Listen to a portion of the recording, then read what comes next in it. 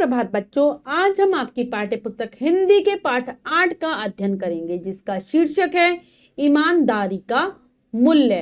तो चलिए पाठ को पढ़ते हैं और जानते हैं ईमानदारी के बारे में कि ईमानदारी का क्या महत्व होता है, क्यों हमें ईमानदारी के साथ कार्य करना चाहिए। पाठ 8 ईमानदारी का मूल्य।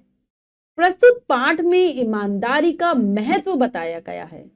यदि व्यक्ति बेईमानी छोड़कर ईमानदार बनने की कोशिश करे तो वह अपनी समस्याओं से छुटकारा पा सकता है। तो बच्चों, पाठ के माध्यम से लेखक ने हमें यह शिक्षा देने का प्रयास किया है कि अगर हम ईमानदारी से कार्य करें तो हम बहुत सारी मुसीबतों से छुटकारा पा सकते हैं। तो पढ़ते हैं पाठ को। एक दिन एक आदमी रास्ते से चला जा रहा था। उसका नाम था हीरा। वह गरीब था, किसी तरह मेहनत मजदूरी करके अपने परिवार का पेट पालता था। तो एक बार एक आदमी रास्ते से मार्ग से जा रहा होता है, उसका नाम होता है हीरा। वह बहुत गरीब आदमी था, बहुत ही निर्धन व्यक्ति था और मेहनत मजदूरी करता था, उससे ही उसके परिवार का गुजारा चलता था। उसके हृदय में दूसरों के प्रति दया की भावना थी। अवसर आने पर वह दूसरों की मदद भी करता था। उसके अच्छे स्वभाव की पड़ोसी भी प्रशंसा करते थे।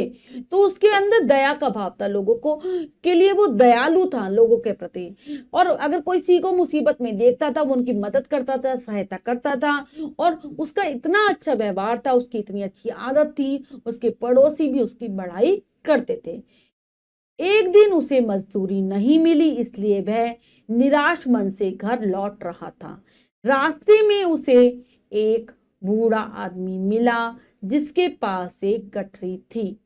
तो एक दिन उसको कोई काम नहीं मिलता, मजदूरी नहीं मिलती और वो बहुत उदास हो जाता है कि आज घर का खाने का खर्चा कैसे चलेगा। और रास्ते में ही उसे एक बूढ़ा आदमी मिलता है जिसके पास एक गठरी थी। गठरी यानी कि एक कपड़े में अगर हम बहुत सारा थोड़ा बहुत सामान बांधकर उस पर कांठे लगाते तो वो गठरी बन जाती है। इस टाइप से बूढ़ा आदमी कठिनाई से चल पा रहा था।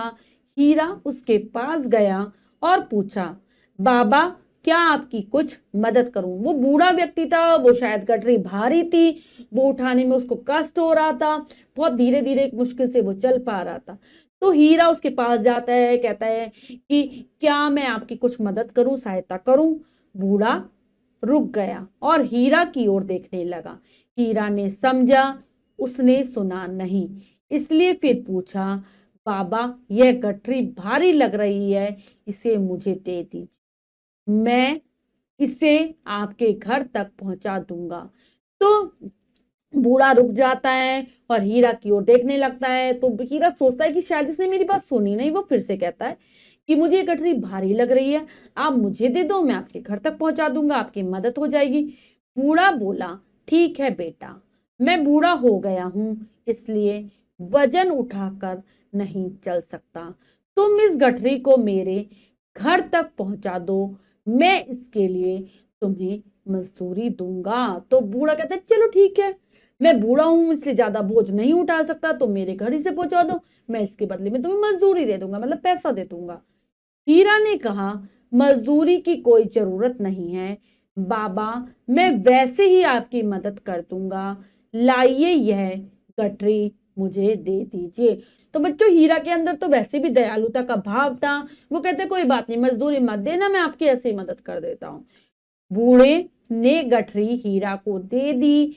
हीरा ने गठरी ली तो उसे बहुत भारी लगी। हीरा ने पूछा, बाबा इस गठरी में क्या है, बहुत भारी लग रही है। तो बूढ़ा व्यक्ति हीरा को वो गठरी दे देता है। हीरा जब उस गठरी को उठाता है उसे बहुत वजन लगता है उसमें। वो कहता है इसमें क्या है, ये बहुत भारी लग रही है। यह सुनकर बूढ़ा चुप रहा और आगे आगे चल दिया। हीरा ने फिर पूछा, बाबा तुम्हारी इस गठरी में इतना भारी क्या है। बूढ़ा बोला, तुम जानकर क्या करोगे। तो वो फिर से पूछता है कि क्या इस गठरी में इतनी भारी लग रही है। तो बूढ़ा कहता है तुम जानकर क्या करोगे। हीरा ने कहा, कुछ नहीं बाबा, मैं तो वैसे ही पूछ रहा हूं, आपको बुरा लगा हो तो माफी चाहता हूँ। तो वो कहते हैं कि नहीं नहीं, मैं तो ऐसे ही पूछ रहा हूँ, आपको बुरा लग रहा है तो मैं माफी मांग लेता हूँ। हीरा कहता है, बूढ़ा बोला, नहीं बेटा, बुरा मानने की कोई बात नहीं है, आजकल समय खराब है, हर किसी पर तो आंख मूंद कर विश्वास नहीं किया जा सकता। वैसे तुम अच्छे आदमी लगते हो, इसीलिए तुम पर विश्वास किया जा सकता है। क्या मैं तुम पर विश्वास कर सकता हूँ? तो बूढ़ा कहता है कि नहीं नहीं, बुरा मानने की कोई बात नहीं है, आज का समय बहुत खराब है, बहुत ऐसे लोग हैं जो धोखा देने वाले होते हैं, इसलिए हम आंख मूंद कर मतलब बंद कर कर किसी पर विश्वास नहीं कर सकते। लेकिन तुम मुझे अच्छे आदमी लग रहे हो, क्या मैं तुम पर विश्वास कर सकता हूँ? हीरा बोला, क्यों नहीं, आप मुझ पर पूरा विश्वास कर सकते हैं, फिर भी आप अगर बताना नहीं चाहते तो आपकी इच्छा। तो कह रहा है कि ठीक है, आप मेरे ऊपर पूरा विश्वास कर सकते हैं, लेकिन आपकी मर्जी, आप बताना चाहें तो बताएं, वरना मत बताएं। बूढ़े ने इधर उधर देखा, फिर धीरे से बोला, बेटा, मैं एक बहुत धनी आदमी हूँ, मेरे पास बहुत धन है, मैंने अपना सारा व्यापार तो बेटों को सौंप दिया है, लेकिन कुछ धन अपने पास रख लिया है, क्या पता कल व्यापार में घाटा हो जाए और कुछ भी ना बचे, तब यह धन काम आएगा। तो बूढ़ा कहता है, हीरा को बताता है कि मैं एक बहुत धनवान व्यक्ति हूँ, मेरे पास बहुत पैसा है, मैंने अपना जो व्यापार था अपने बेटों को सौंप दिया है, लेकिन कुछ धन मैंने अपने पास बचा लिया है, क्या पता व्यापार में घाटा हो जाए, मतलब नुकसान हो जाए, तब ये वाला धन काम आएगा। बूढ़ा दम लेने के लिए रुका, फिर बोला, तुम मेरी बात सुन रहे हो ना? वो कहते हैं कि तुम मेरी बात सुन तो रहे हो? हीरा ने कहा, हाँ बाबा, सुन रहा हूँ, आपने बहुत ठीक किया, व्यापार में हानि लाभ तो चलता ही रहता है, समझदार व्यापारी तो वही है जो आगे तक की सोचकर चले, जवान बेटों को अनुभव कम होता है, वे गलती कर सकते हैं। तो कहता है, हाँ हाँ, मैं आपकी बातें सुन रहा हूँ, आपने बहुत अच्छा किया, क्योंकि व्यापार में तो ऐसा होता ही है, कभी नुकसान होता है, कभी फायदा होता है, और जो बुद्धिमान व्यापारी होता है, समझदार जो होता है, वो ऐसा ही करता है, जो दूर की सोच के चलता है। और जवान जो बेटे हैं आपके, उनकी उम्र कम है, इसलिए उनको अनुभव भी कम होगा और वो गलती भी कर सकते हैं। बूढ़ा खुश होकर बोला, तुम बिल्कुल ठीक कह रही हो बेटा, यही सोचकर तो मैंने कुछ धन अलग रख लिया, इस गठरी में वही धन है, इसमें सोने चांदी के सिक्के और गहने हैं, जिनकी कीमत कई लाख रुपए है। मैंने इसी डर के कारण घर के किसी नौकर या आदमी को साथ नहीं लिया कि उन्हें इसके बारे में पता चल जाएगा। तो वो कहता है कि जो मैंने धन बचाया था, जो सोने चांदी के सिक्के, रुपए, गहने, सब इसमें है, और कई लाख रुपए इनकी कीमत, और मैंने अपने किसी घर के नौकर को या जान पहचान वाले को इसीलिए अपने साथ नहीं लिया कि उन्हें इसके बारे में पता चल जाएगा। हीरा सुनकर दंग रह गया, गठरी में लाखों का सोना चांदी, उसने तो इतना धन कभी देखा भी नहीं था, अगर उसे इतना धन मिल जाए तो। हीरा जो है वो सुनकर हैरान रह जाता है, क्योंकि उसने कभी इतना धन देखा ही नहीं था, और अगर उसे इतना धन मिल जाए, वह सोचने लगा। हीरा ने पूछा, बाबा, आपको जाना कहाँ है? हीरा पूछता है उससे कि आपको कहाँ जाना है? बूढ़े आदमी ने उत्तर दिया, नदी के पार जो मकान बना है, वह मेरा है, वहां मेरा एक नौकर रहता है और कोई नहीं, मुझे उस पर पूरा विश्वास है, मैं वहीं जा रहा हूं, मेरे लिए रास्ता लंबा है, मैं तुम्हारी तरह तेज नहीं चल सकता, अगर तुम्हें देर हो रही है हो तो तुम इसे मेरे मकान पर छोड़ देना। तो बूढ़ा आदमी बताता है कि नदी के पार जो मकान बना हुआ है, जो घर बना हुआ है, वो उसका ही है, वहां पर उसका एक नौकर भी है जो कि उसका विश्वसनीय है, जिस पर उसको विश्वास है, और रास्ता भी बहुत लंबा है, बहुत दूर है, मतलब उसका जो घर है बहुत दूर पड़ेगा। और वो कहता है कि मैं तुम्हारी तरह तेज भी नहीं चल सकता, तेज गति से, इसलिए अगर तुम्हें ज्यादा देर हो रही है तो तुम जल्दी से जाकर ये मतलब जो कट रही है वहां छोड़ देना। हीरा बोला, ठीक है बाबा, आप आराम से आ जाओ, मैंने वह मकान देखा है, मैं यह गठरी वहीं छोड़ दूंगा। तो हीरा भी कह देता है कि ठीक है, आप आराम से आ जाओ, मैंने मकान देखा हुआ है, मैं गठरी वहीं छोड़ दूंगा। बूढ़ा बोला, भगवान तुम्हारा भला भला करे। तो बूढ़ा भी उसे आशीर्वाद दे देता है, कहता है भगवान तुम्हारा भला करे। हीरा तेजी से चल पड़ा। उसके मन में हलचल मच रही थी। उसने जीवन में कभी बेईमानी नहीं की थी, लेकिन आज उसका मन लालची हुआ जा रहा था। उसने सोचा, एक ही झटके में सब संकट कट जाएंगे, ईमानदारी से तो भरपेट रोटी भी नहीं मिलती। तो आज तक कभी भी जिस हीरा ने बेईमानी नहीं की थी, उसके मन में लालच आने लगता है। वो सोचता है कि अगर मैं ईमानदारी से काम कर रहा हूं तो मुझे भरपेट खाना ही नहीं मिलता, और इससे अगर मैं ये धन ले लूंगा तो मेरी जितनी भी मुसीबतें हैं उनसे छुटकारा मिल जाएगा।